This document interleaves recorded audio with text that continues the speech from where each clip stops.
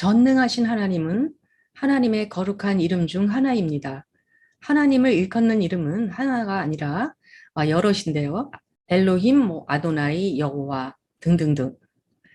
하나님의 이름을 통해서 우리는 하나님이 어떤 분인가를 알 수 있습니다. 오늘 살펴보려고 하는 전능하신 하나님도 하나님의 여러 이름 중 하나이며 그것을 통해서 우리는 하나님이 어떤 분이며 우리가 하나님을 전능하신 하나님이라고 부를 때 어떤 마음이어야 하는지 알 수 있습니다. 전능하신 하나님 하면 가장 먼저 아무것도 못하는 일이 없으신 하나님을 생각하게 됩니다. 한글로 전능하다가 어떤 일에나 못함이 없이 능하다는 뜻이니까요. 그래서 전능하신 하나님은 내가 원하는 것은 무엇이든지 해 주실 수 있는 분이라는 생각이 먼저 듭니다. 당연히 하나님은 그러실 수 있는 분이죠. 전능하신 하나님은 헬라어로는 판토크라토로인데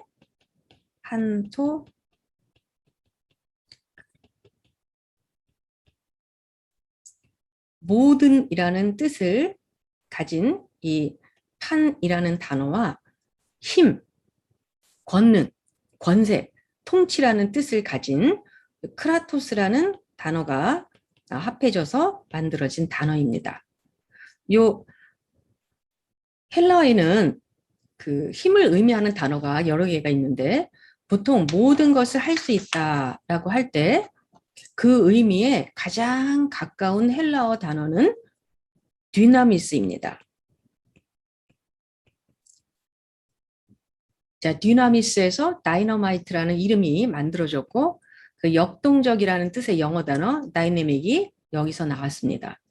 마가복음 10장 27절을 한번 보도록 할게요.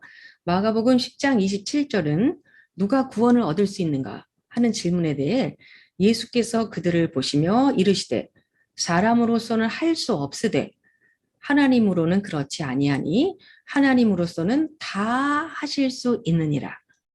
무슨 일을 하실 수 있는 것이 바로 디나미스입니다. 그런데 전능하신 하나님, 판토크라토르 속에 들어있는 이 크라토스, 그 크라토스는 무엇을 할 수 있는 힘이라기보다 무엇 위에 군림하는 힘을 말합니다. 모든 것 위에 군림하면서 다스리시면서 그 뜻에 거스리는 모든 것을 제압해서 하고자 하는 모든 것을 이루는 힘을 말합니다.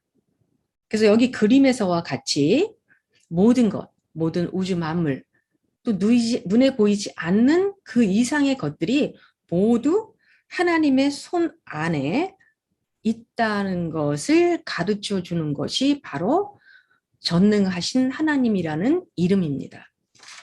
시편 62편 11절에 권능은 하나님께 속하였다라는 말씀이 있습니다.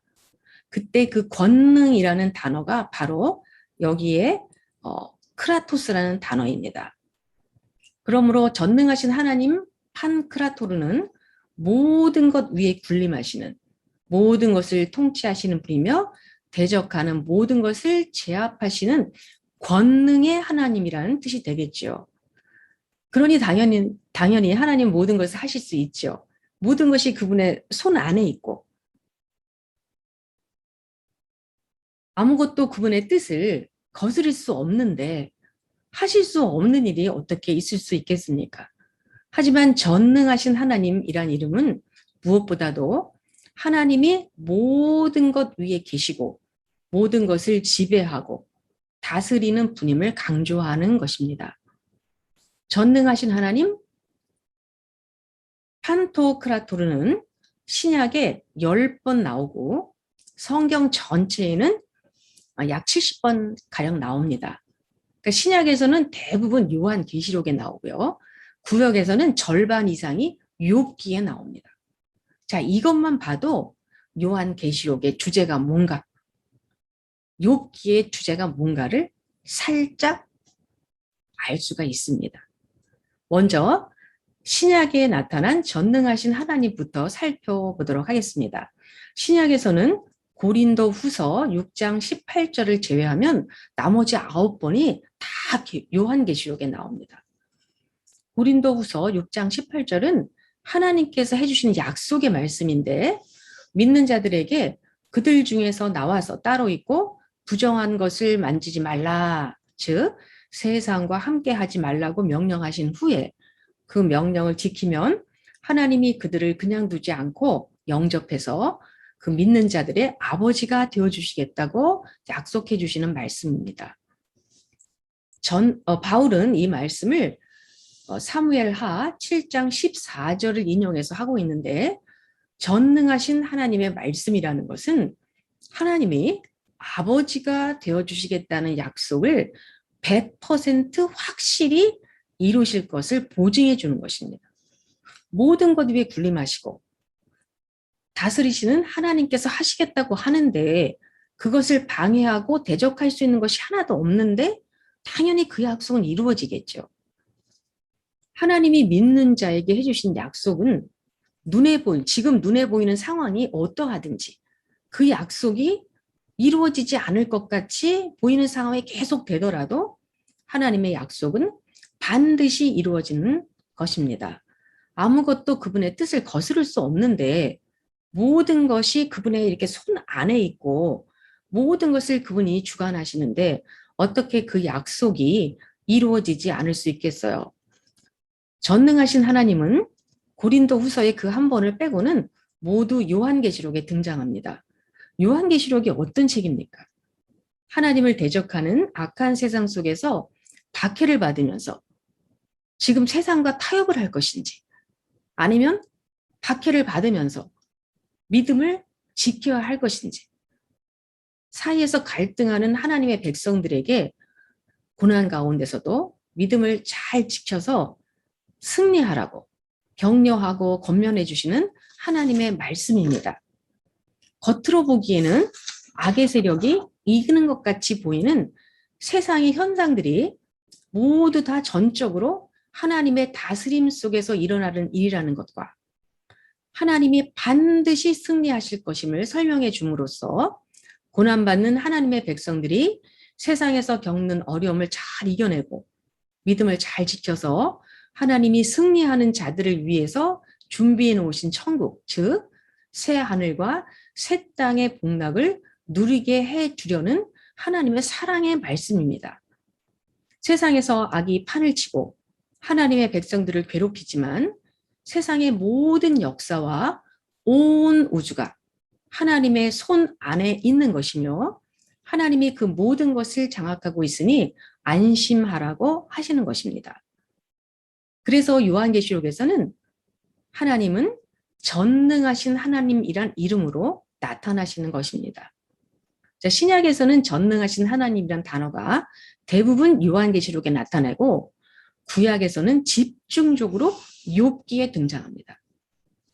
요한계시록은 전체 인간의 역사 속에서 나타나는 하나님의 권능, 전능하심을 보여주고 있다면 인간의 전 역사가 아니라 한 인간의 삶에서 나타나는 하나님의 전능하심을 확실하게 보여주는 것이 바로 욥기입니다. 그래서 욥기에 전능하신 하나님이란 단어가 그렇게 많이 등장하는 것입니다. 욥기는 욥의 고난을 다룬 책입니다. 온전하고 의로운 자인 욥에게 최악의 고난이 닥칩니다. 하나님이 욥에게 복을 주셨기 때문에 하나님을 경외하는 것이며 그 복을 거두면 욥은 하나님을 욕할 것이라는 그 사탄의 의제기에 하나님은 사탄이 욥을 시험하도록 허락하셔서 욥에게 엄청난 고난이 시작됩니다. 욥은 그 고난을 이해할 수 없었죠. 욥의 친구들은 욥이 뭔가 잘못했기 때문에 그런 고난을 받게 된 것이라고 주장합니다. 욥의 친구들의 그런 주장은 고난에 대해 사람들이 일반적으로 어떻게 생각하고 있는지를 보여주고 있습니다. 뭔가 죄를 지었기 때문에 벌을 받는 거라고.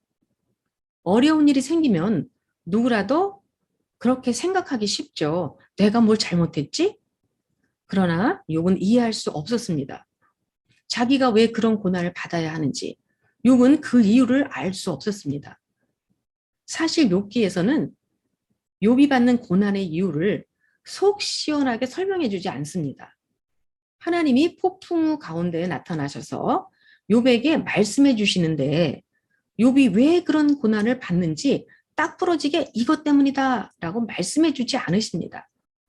대신 하나님은 욥에게 하나님이 천하 만물을 다스리는 전능하신 하나님임을 보게 해 주십니다.